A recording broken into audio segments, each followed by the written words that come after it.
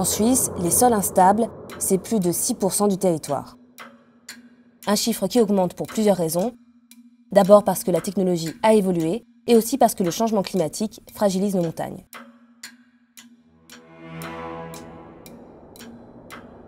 On a tous vu ces images spectaculaires de ce versant qui s'est effondré à Blatten dans le Valais. Cet après-midi, aux alentours de 15h25, 15h30, le glacier a cédé, pulvérisant littéralement le village de Blatten. Et des sites instables en Suisse, il y en a des centaines. Dans le canton de Berne, au-dessus de Kandersteg, les yeux sont rivés sur 18 à 20 millions de mètres cubes de roches qui sont en mouvement permanent, l'équivalent de 2 millions de camions bennes remplis de blocs de pierre au-dessus du village.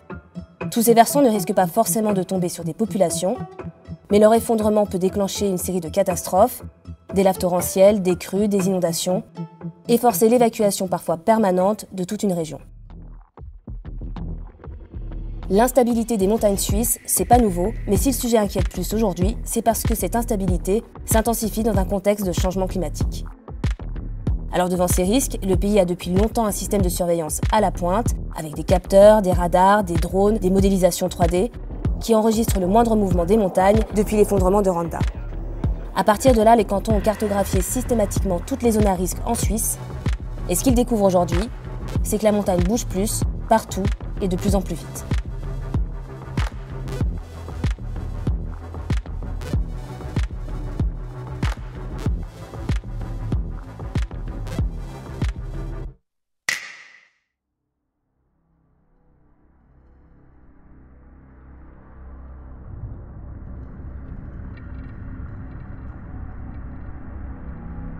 En Suisse, des centaines de zones sont scrutées à travers le pays et 3 cantons concentrent plus de 200 sites sous surveillance. Berne, les Grisons et le Valais, où 89 parois rocheuses sont observées en permanence. Dans le Valais, les versants critiques se concentrent dans plusieurs vallées, et notamment dans la vallée du Lotschental. C'est ici que le glacier de Birch a englouti le village de Blatten en libérant 9 millions de mètres cubes de roches. C'est comme si 9000 maisons s'étaient effondrées d'un seul coup. Le glacier reste sous haute surveillance car les scientifiques redoutent encore des éboulements. Dans le canton de Berne, c'est la région de Kandersteg qui inquiète. C'est l'un des plus gros volumes instables de toute la Suisse.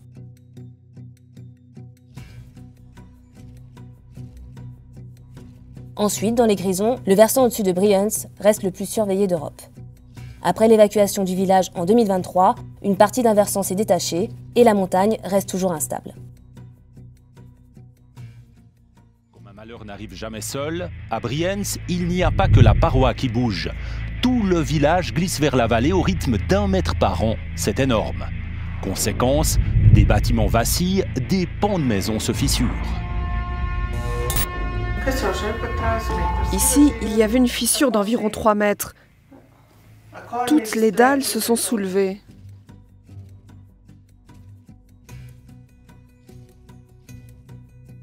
Autre site critique, Felsberg, près de Coire, ou le Pisangalo, près de Bondeau, à l'origine d'un éboulement meurtrier en août 2017.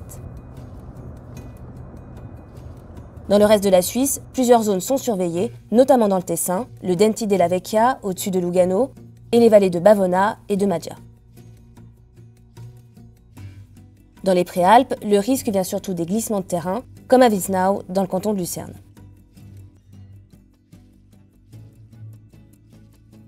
Il y a aussi le canton de Vaud, où les risques sont moins élevés, mais les autorités gardent un œil sur plusieurs communes comme les Diablerets, où de petits éboulements ont pu être observés. Alors les causes de ces instabilités croissantes, elles sont physiques et profondes, et parmi elles, la plus critique, la fonte du pergélisol.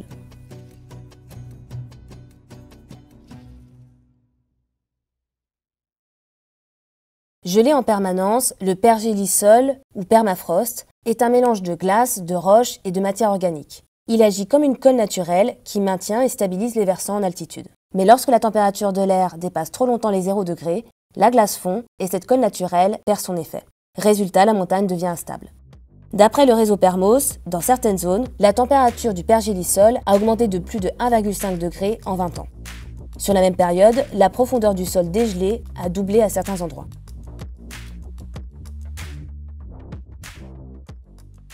Cette partie du sol qui est gelée en profondeur et qui dégelait auparavant seulement en surface. Aujourd'hui, le dégel se produit de manière toujours plus profonde.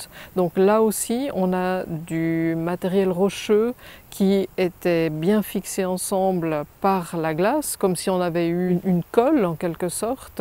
Et puis la colle s'en va et vous avez la libération de toute cette roche en fait. Si c'est des pans de montagnes verticaux, l'ensemble s'écroule.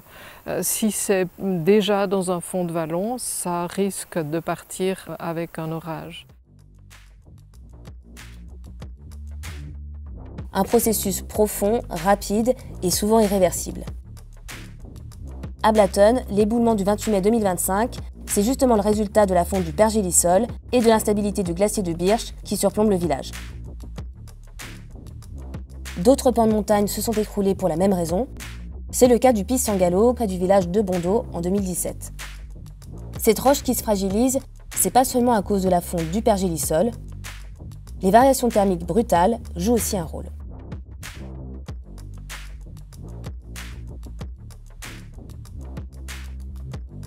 Le changement climatique entraîne des variations de température de plus en plus fortes. Le jour, le soleil chauffe la roche et l'eau à l'intérieur fond. La nuit, les températures chutent, souvent en dessous de 0 degré, et l'eau infiltrée dans les fissures gèle, augmente de volume et exerce une pression énorme sur les parois. Une pression qui peut atteindre jusqu'à 200 kg au centimètre carré. Imagine tout le poids d'un piano qui repose sur une pièce d'un franc. Ce phénomène, appelé cryoclastie, fragmente la roche à long terme, et plus les cycles sont fréquents, plus la roche se fragilise. Mais parfois, ce n'est pas un pan de montagne qui chute, c'est tout un versant qui commence à glisser. Je m'explique. Quand des pentes fragilisées par les variations de température sont saturées d'eau, elles peuvent littéralement se liquéfier. Résultat, un mélange dense d'eau, de terre et de roches se transforme en lave torrentielle. Ces torrents destructeurs peuvent atteindre plus de 60 km/h et sont alimentés par la fonte des glaciers et aussi par la fonte du pergélisol qui libère une masse de matériaux rocheux.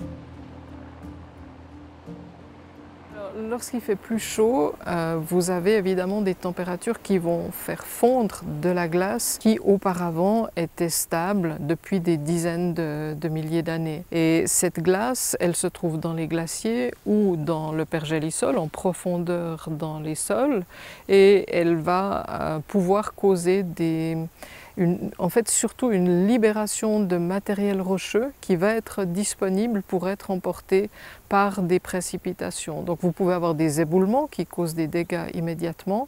Généralement en montagne, ce n'est pas le cas parce que vous n'avez pas de construction immédiatement sous des falaises par exemple.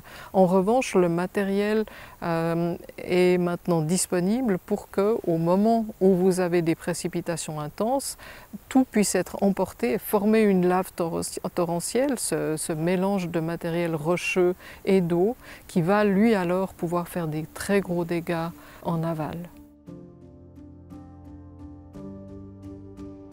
C'est ce qui est arrivé à Schwanden et ça a entraîné l'évacuation d'urgence de la zone.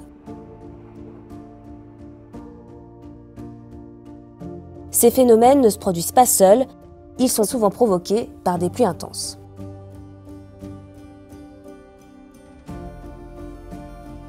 Avec le changement climatique, les épisodes de pluie extrêmes sont plus nombreux et plus intenses.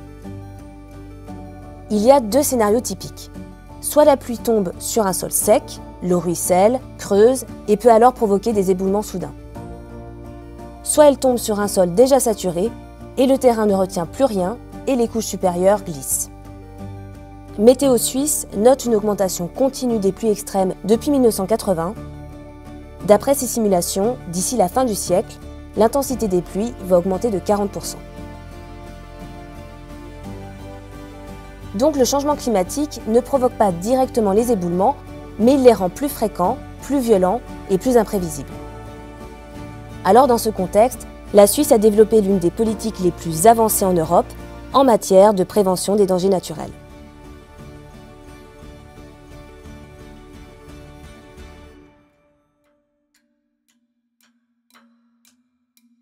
Radars, digues, filets par bloc ou plans d'évacuation, la Suisse garde un œil en permanence sur ces montagnes, une surveillance constante qui s'appuie principalement sur 4 composantes essentielles. D'abord, la surveillance technologique. Des systèmes de radars interférométriques scrutent les moindres mouvements du sol. Il y a aussi des capteurs GPS, des caméras thermiques et des drones qui complètent ce dispositif et qui donnent une vision continue de l'évolution des zones instables. Ensuite, il y a les infrastructures de protection. Des digues, des filets pare-blocs ou des bassins de rétention sont construits pour retenir les éboulis et diriger les laves torrentielles hors des zones habitées. Autre pilier du système de protection suisse, un investissement massif. Entre 2020 et 2025, la Confédération et les cantons ont investi plusieurs dizaines de millions de francs pour moderniser ces dispositifs de surveillance et de protection. Enfin, côté modélisation du risque, les données récoltées servent à alimenter les modèles informatiques qui vont simuler l'évolution des flancs de montagne. Ces données vont ensuite permettre de décider s'il faut évacuer une zone, construire un mur ou simplement surveiller. Et ce travail, il est continu. Les cartes des dangers naturels sont mises à jour régulièrement par les cantons et couvrent aujourd'hui près de 95% du territoire suisse.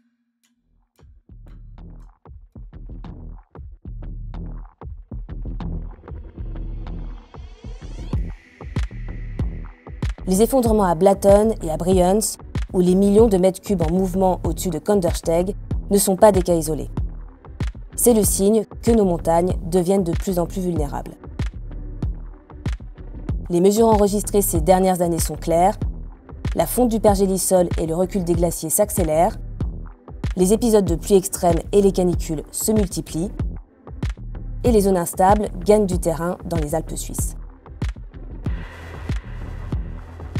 Des phénomènes d'autant plus intenses dans une région qui se réchauffe 2 fois plus vite que la moyenne mondiale et qui devrait voir ses températures encore grimper de 2 à 4 degrés d'ici la fin du siècle.